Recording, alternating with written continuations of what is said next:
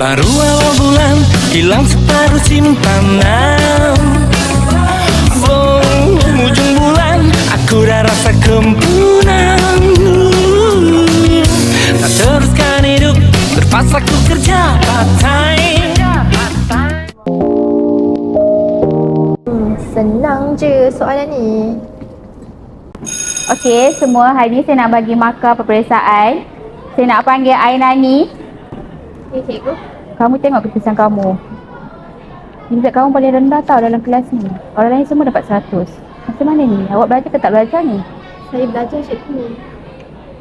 Okay, macam tu minggu depan awak ajak awak, mak dan ayah awak datang jumpa guru besar. Baik, cikgu. Terima kasih. Mami.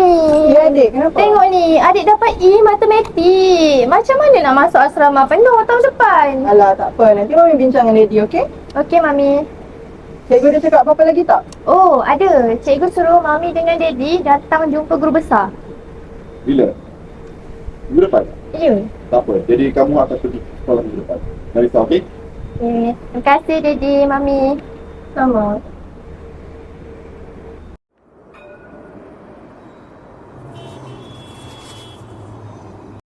Untuk makluman tuan dan puan, ini merupakan slip keputusan peperiksaan anak tuan dan puan lah. Saya nampak kat sini keputusan dia sangatlah teruk dan anak puan tidak layak untuk masuk SBP.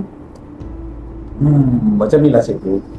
Kalau kita tengok balik, ni pun sekadar keputusan saja. Kalau kita nak ukur semula, ini adalah masa depan anak kami. Masa depan anak murid sekolah cikgu juga. Lagipun saya rasa boleh ke cikgu baiki sikit markah ni supaya melayakan diri dia tu ke SBP. Bukan apa. Lagi kami ni banyak dah sumbangan. Kami merupakan penyumbang terbesar ke dana PIBG sekolah ni. Apa salahnya kalau cikgu bantu kami dalam soal ni, kan? Macam ni lah tuan puan. Saya ni menjalankan amanah. Jadi saya rasa tak boleh. Nah, cikgu. Kalau cikgu rasa tak cukup, cikgu bagi tahu kami. Kami boleh sumbang banyak lagi kepada sekolah ni.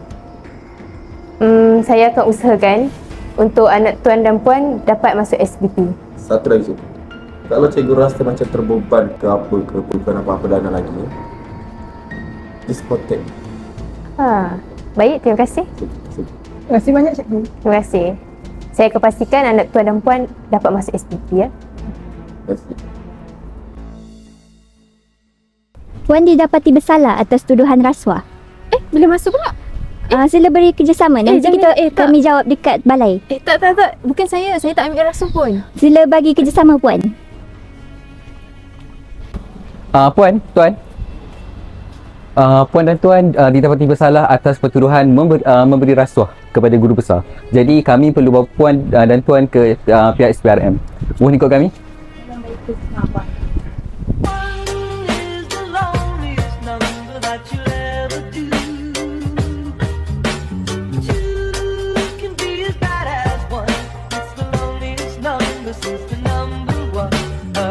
Sekali terlibat maruah hilang, amanah hancur dan hukuman menanti.